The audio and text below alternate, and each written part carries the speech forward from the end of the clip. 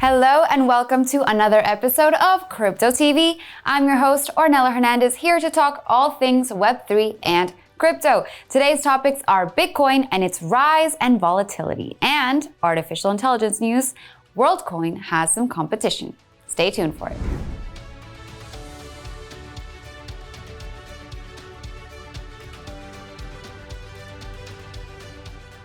This week, Bitcoin's price jumped to $69,000, reaching an all-new time high. And then it tumbled to $62,000. Many altcoins followed it, dropping double-digit percentages. So what the heck happened here? Let's get into it. Firstly, liquidations. Crypto had one of its biggest sell-off events in over 6 months. So listen to these numbers. $1 billion was flushed out from the market from roughly 300,000 crypto traders. So this means that there were a lot of people borrowing and trading with leverage, which refers to trading futures and options contracts. So when prices fall, the collateral from those borrowers gets liquidated. So that means that people are forced to sell. On top of that, another reason that prices dropped is due to one guy. An OG investor who first invested in BTC in 2010 and decided to sell 1,000 Bitcoin in 1 hour on March 5th of this year. He cashed out 1,000 BTC. That's worth $68 million right after it hit an all-time high. I mean, take your profits, man. I would have done the same. Everyone knows that crypto is volatile. Don't say that we didn't warn you. And you know what? There's nothing to panic about, folks. This is actually normal behavior for the market. Every time that BTC hits an all-time high, it's usually followed by a big drawdown. It happened in 2013, 2017, and 2020. So we've seen this trend before, and we will probably see it again soon. So as they say, just keep calm and hodl on, and focus instead on the bigger picture here. The fact that the Bitcoin bug is spreading. My mom caught it. Your neighbor and your boss are next. Everyone's talking about Bitcoin and trying to buy some. And this is a really good thing. It's not just because Reddit put Bitcoin on its balance sheet, or because Fidelity Investments Canada recommended a 1 to 3% crypto allocation in portfolios, or the prospect of a more crypto-friendly White House in the United States in 2025, and not to mention the global rising geopolitical risk that's incentivizing us all to buy Bitcoin. It's safe to say that Bitcoin in particular is well on its way to stardom. At 30, 40, 50,000, the price was just simply too low. But now that it's nearing 70,000 again, the FOMO is spreading and infecting us all. Fun fact, even at an all-time high, all the Bitcoin in the world is still only worth about 1/14 of all the gold in the world, which is the most valuable asset in the world. It currently holds a $14 trillion market capitalization, while Bitcoin is still at $1 trillion, just under another metal, silver, and above the tech giant Meta, as we can see on this chart. So unlike gold, Bitcoin fever is still growing, and it's growing at a time when A, people have more money than ever to invest, and B, people are looking more than ever for a lottery ticket type investment, so get quick rich scheme. And it also helps that the media is covering the all-time highs. The surge in Bitcoin's price even caused America's leading cryptocurrency exchange, Coinbase, to experience technical difficulties last week due to a surge in traffic. It even displayed some people's balances as zero for some customers. So Coinbase CEO Brian Armstrong posted on X to say that they were recovering and that we had modeled a 10-time surge in traffic and tested it, but that this exceeded that number. Meanwhile, as a result of this traffic surge, Coinbase climbed the iOS App Store rankings to become the 150th most downloaded app, according to data from Sensor Tower. Someone else who got bitten by the Bitcoin bug back in 2019 is former NFL player Russell Okung. He was one of the first American football players to receive a portion of his salary in Bitcoin. As a player on the Carolina Panthers, he received 50% of his $13 million salary in Bitcoin using Zap's Strike product. That would convert his approximately $6 million to Bitcoin, which he would then send to a cold storage wallet. Why does this even matter? Well, this was a really bold move at the time, my friends. Bitcoin was trading at just over $27,000 at the time of this agreement. So he's been really bullish and really patient on Bitcoin's growth. But this move also had to be approved by the NFL League and the NFL Players Association, since it was the first time that this had ever happened. So Okung really pioneered Bitcoin salaries for professional athletes and sports in general.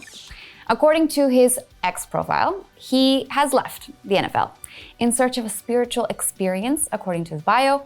And in his pinned tweet, we can see that he commented on a Sports Center article on him. He wrote, "Very few people become wealthy from a salary alone, unless you're paid in Bitcoin." Nice moves, Russell. And this is his latest tweet announcing that he bought a ordinal, or basically an NFT, on the Bitcoin blockchain. And despite the picture of the mob, as he calls it, he has received supportive comments. Now, I'm not exactly sure what this spiritual experience entails, but apparently it involves going to Africa and advocating for the Lightning Network. So in this recent tweet, he said that he faced a cold, hard realization while in Africa. "Despite my efforts, I found that more people were interested in dealing with USDT rather than Bitcoin. They desired USD, even if they were synthetic versions." And it's true. People still prefer dollars over crypto overall. And stablecoins remain the biggest use case for crypto due to its exposure to the US dollar. And if most people just don't understand what on-chain tech and what Bitcoin is, then we still got a long way to go for BTC to trump USD. In the meantime, let's switch gears here and talk about artificial intelligence. Did you all see that Elon Musk, one of the original OpenAI co-founders and a key early investor, sued OpenAI for a breach of contract, claiming that it's using AI to maximize profits, not for the benefit of humanity, which was its original founding mission? Yeah, that happened. You see, OpenAI started as a nonprofit back in 2015 with Musk, who invested $44 million between 2016 and 2020, being one of its biggest investors. But it's now a for-profit company, so Musk claims that its co-founders Sam Altman and Brockman convinced him to bankroll the AI startup, promising him that it would be a nonprofit, focusing on the benefit of humanity. But since it transitioned to a for-profit company and launched its closed-source ChatGPT model, it has received a $10 billion investment from Microsoft. So this prompted Musk's lawsuit. He believes that OpenAI is focused on the commercial interests of Microsoft, breaching the founding agreement that he had with them, which required it to make its technology available to the public. So well after Musk's lawsuit, OpenAI signed a letter agreeing to build AI responsibly and to mitigate risk to the public. The letter, which was also signed by many tech giants including Salesforce, was written by a VC firm called SV Angel and highlighted a collective responsibility to maximize AI's benefits and mitigate risks to society. The letter also highlights the impact of AI, stating that the balance of its good and bad impacts on humans will be shaped through the actions we as humans exercise. Although the letter doesn't include any actions, Sam Altman commented on it on X, saying that he is excited for the spirit of the letter and that progress in AI will be one of the biggest factors in improving people's quality of life. I remind you all that OpenAI is not just the creator of ChatGPT, but they are also behind the crypto project Worldcoin, that scans people's eyeballs to verify if they're humans or not and distinguish them from bots amid the rise of AI tech. I was actually recently scanned by a Worldcoin orb that proved my personhood, and I was supposed to receive Worldcoin tokens, which the company hopes will become a form of universal basic income eventually. Well, now Worldcoin has some competition, and it's called Humanity Protocol.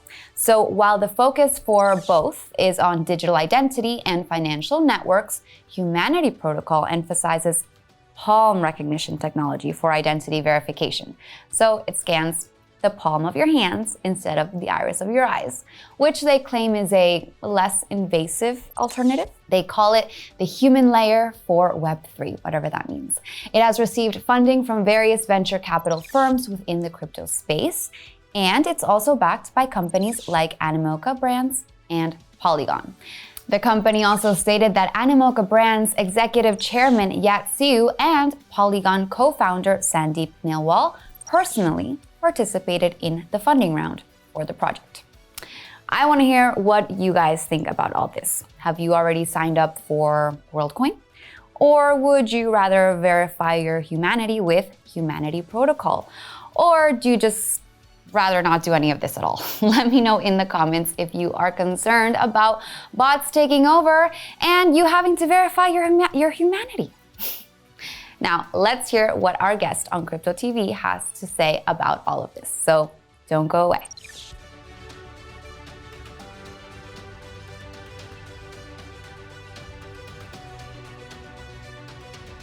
Today's guest is Max Yampolsky, who is doing a Zoom call from, where are you calling, Max? Hey, I'm currently in Bali, Indonesia. Ooh, that sounds so nice. I've never been there, but it's on my bucket list. So, Max, thank you for coming on CryptoTV today. How are you doing this evening? Super bullish, super excited, a little bit tired at the same time, but have a lot of work to do. Okay. So why are you bullish? Is it because Bitcoin's up or up and down? Well, I think not only Bitcoin is up, but generally you can feel the heat in the atmosphere a little bit more than usual.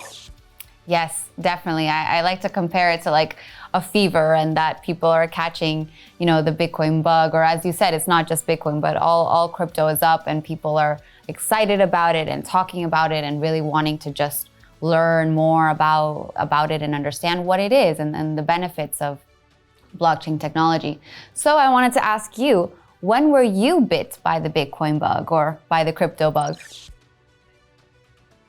Oh, it's been a while, to be honest. I think it's my third cycle. So I've been in crypto since 2017, the first mega run to close to like 20,000 per Bitcoin.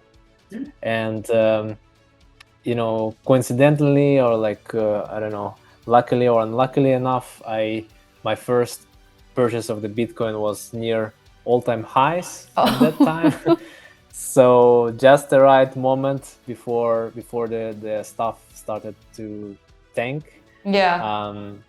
And learned a lot of lessons along this journey. So definitely came with some good stories and experiences.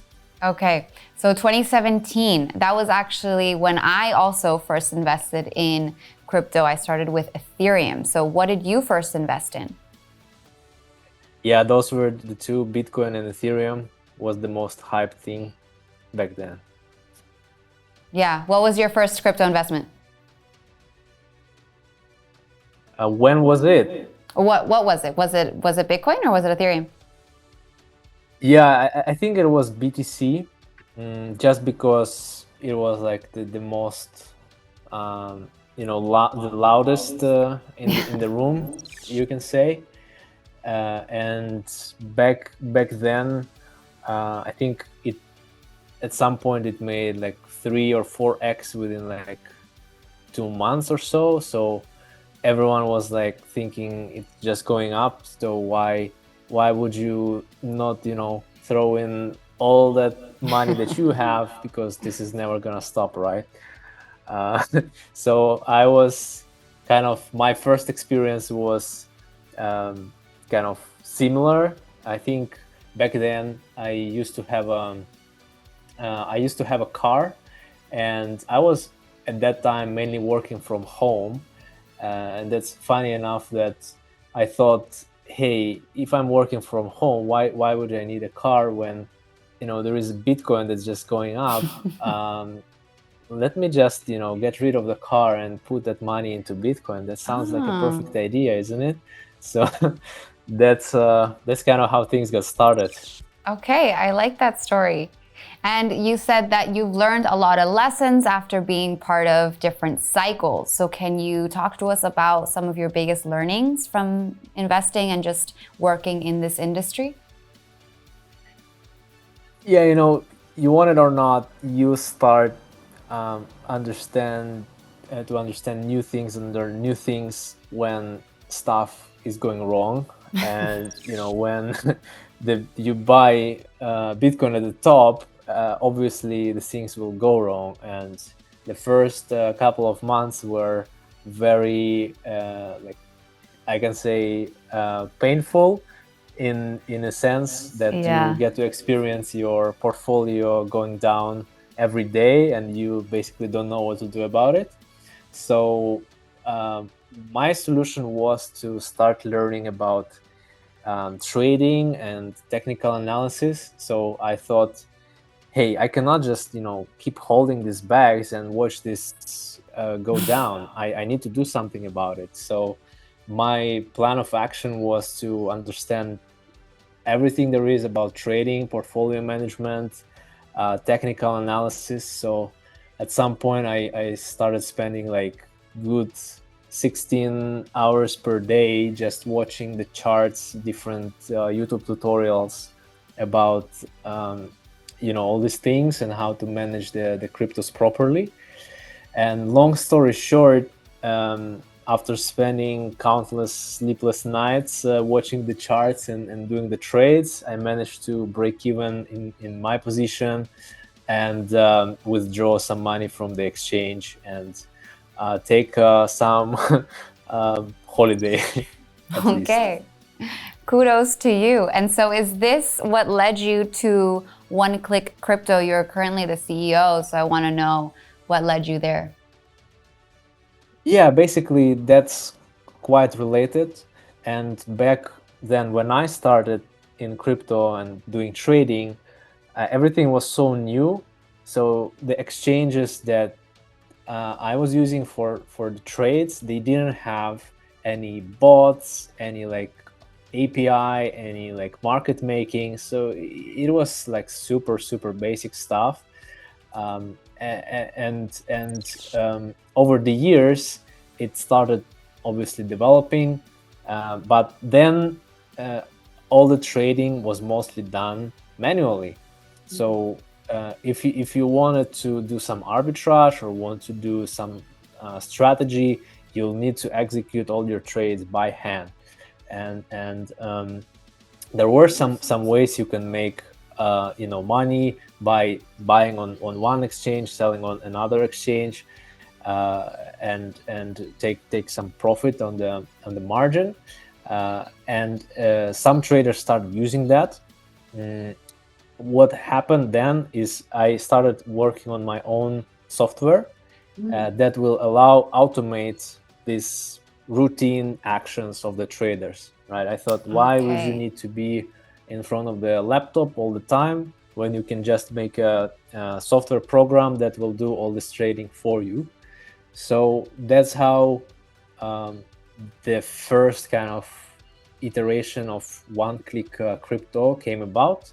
It was a very simple trading program that you can connect to your crypto exchange, and it would basically execute some trades on your account, buy and sell various coins, and manage your portfolio with just a single click.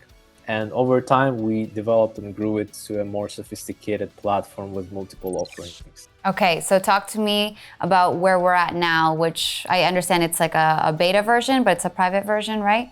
And it's creating AI tools to help people trade when it comes to airdrops and farming and staking. Is that correct? Yeah, so since lately we've been focusing on DeFi and like decentralized opportunities you can find on blockchain, because we find this space really fascinating and there is still a lot to innovate with. Originally, our product was heavily focused around trading and centralized exchanges. At some point, we've managed close to 12.5 million on our platform through the API keys on the various exchanges.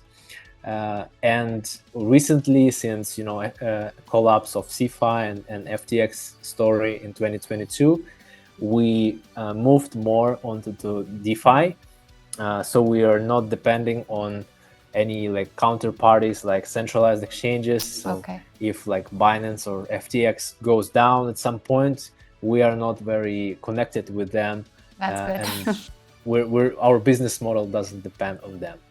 So currently we offer kind of accurate and complete data about all the opportunities out there in DeFi. That includes staking, airdrop farming, yields, anything that you might want for different risk profiles and budgets.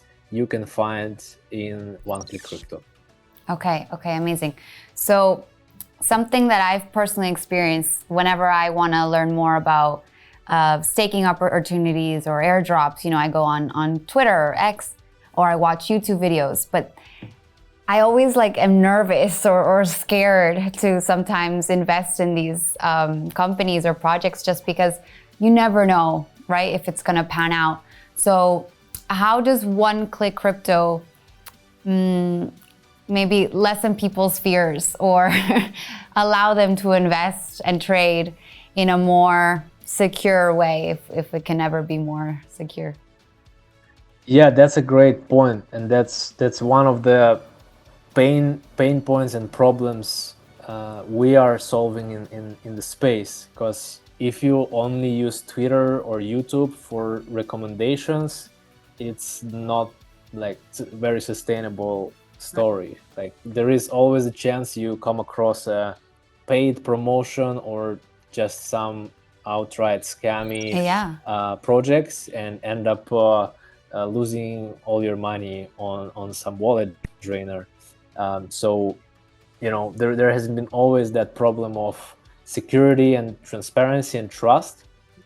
How we alleviate this is an innovation we call safety scores or risk and safety scores. So basically every opportunity on our platform has a certain rating or a score that we source from multiple providers.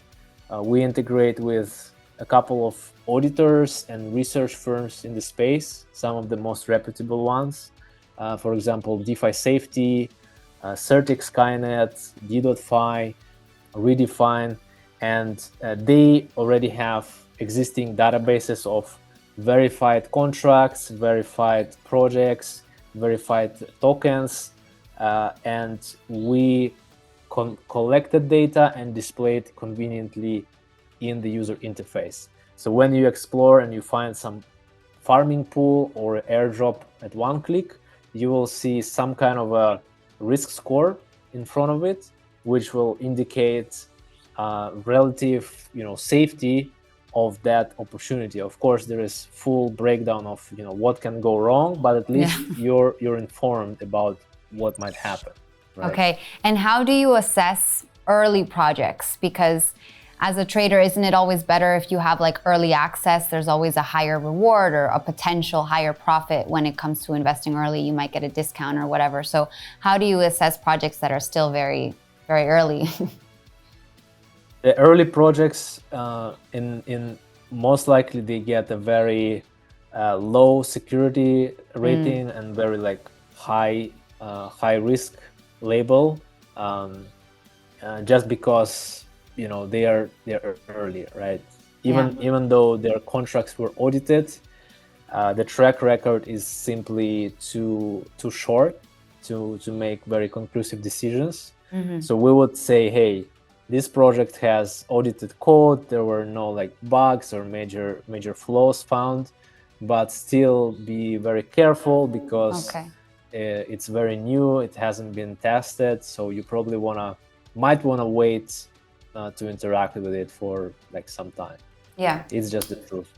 Okay. Yeah. And what tools are you using for OneClick Crypto? It's artificial intelligence tools, right? Can you talk a little bit about the tech behind it? Yes, that's a great point. We currently use AI for a couple of couple of things. First being the user experience and personalization. So in order for you to get the best out of DeFi and like all the opportunities, you would want to understand what opportunity matches your specific profile. They're all different. Some of us like more stable things. Some of us more can afford more higher risk. Right. So you would want to understand which category or which type of opportunity you are can be most interested in. And there we use a model, an AI model that you can go through a questionnaire. You can answer like 10 questions. It's a short quiz, and then copy paste your wallet address. Because if you have an active wallet on the blockchain, there is a lot of digital footprint about you.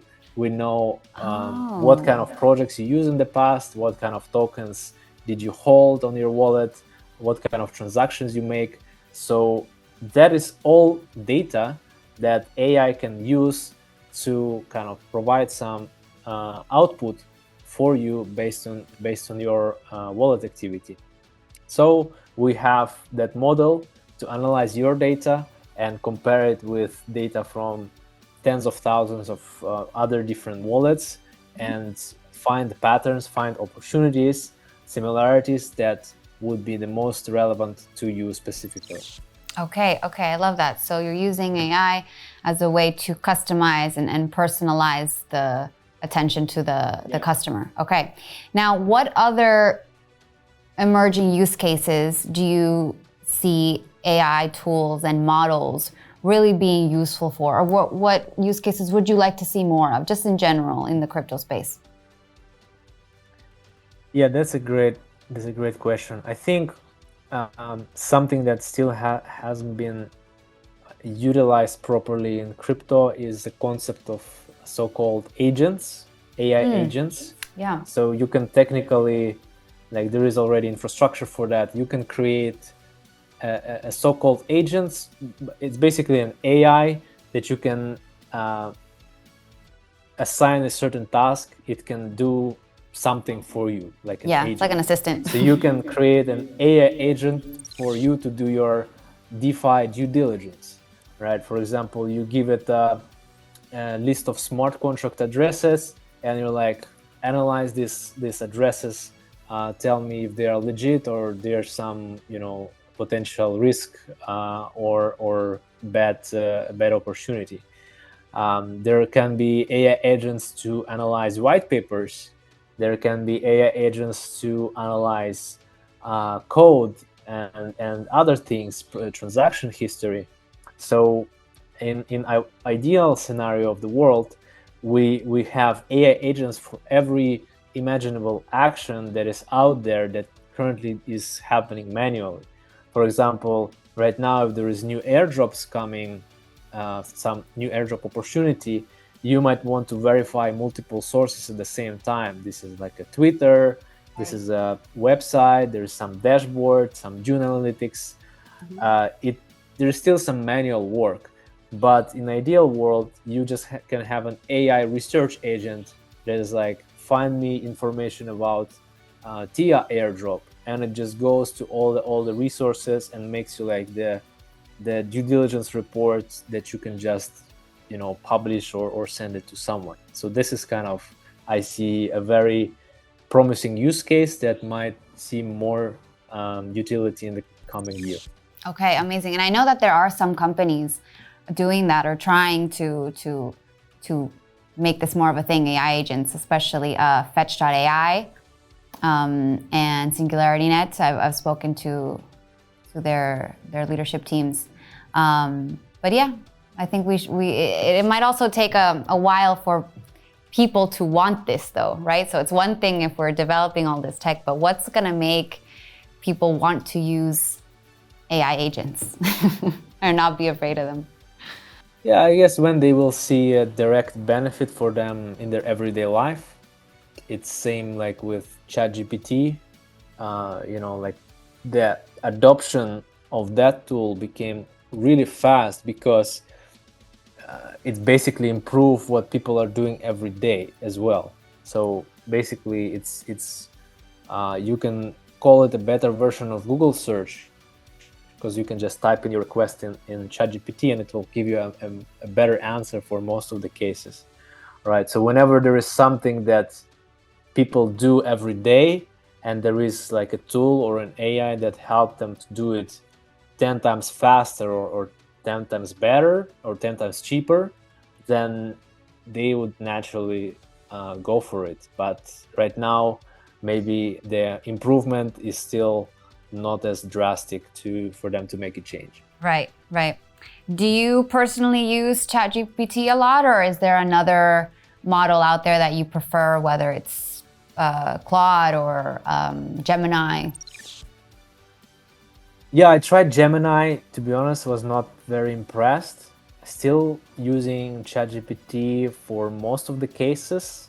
Claude, it's for some reason it's inaccessible in my region, so I have to use like VPN, which is not very convenient.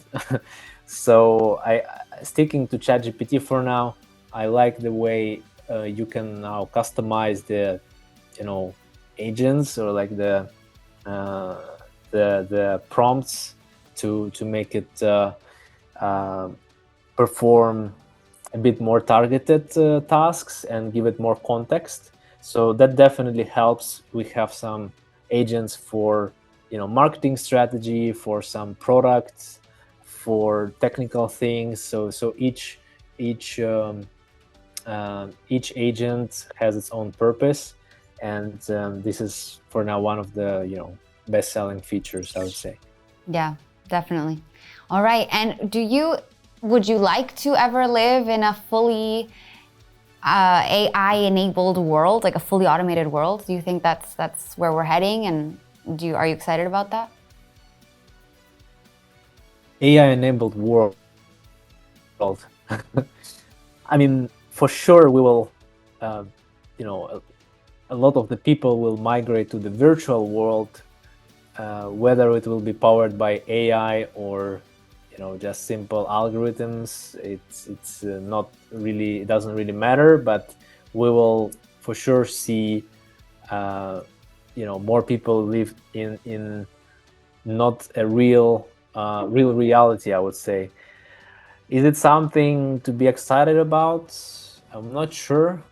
Personally, I prefer the real world for now, and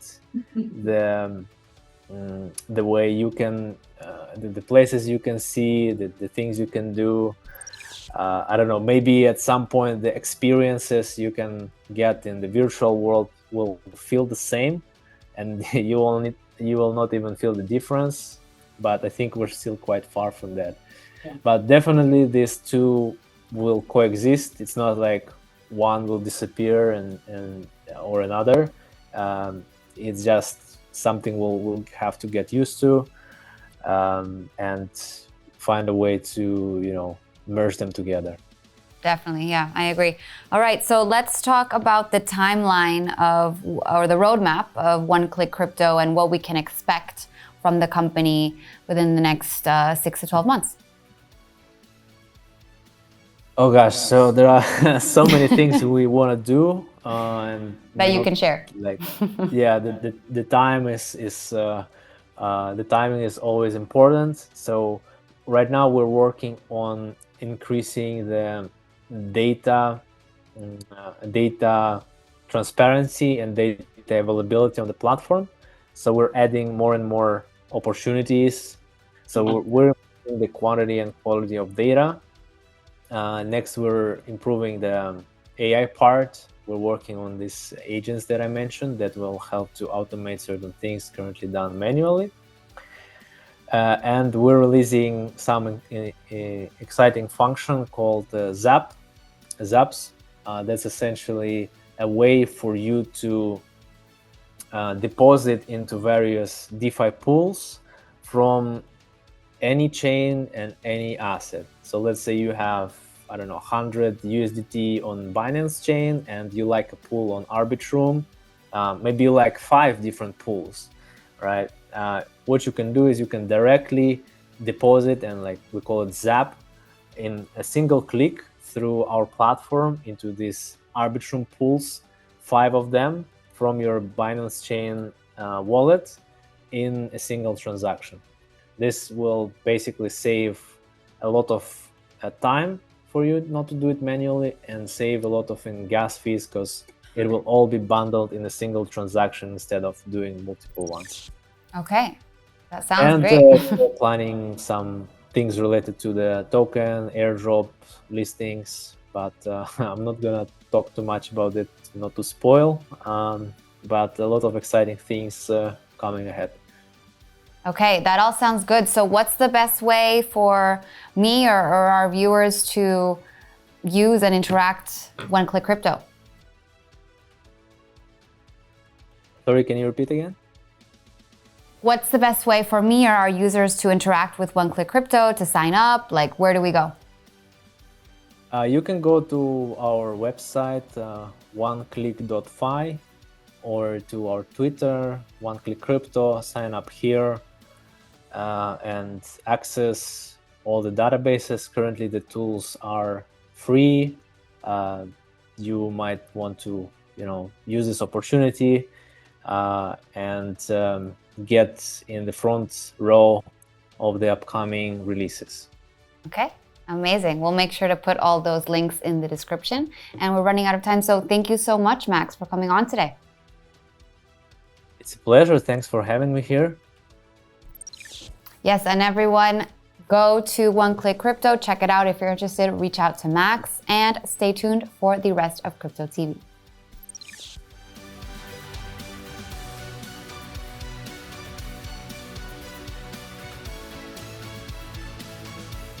Bitcoin is currently trading at $67,556. Ether's price is at $3,869 today. Sol is up 25.17% this week, trading at $148.37 today. And AVAX is up 26.84% in the past month. And that is all for today, folks. Thank you for tuning in to this special episode of Crypto TV. Make sure to give this video a like and check out other Web3 TV videos on our page. See you guys later.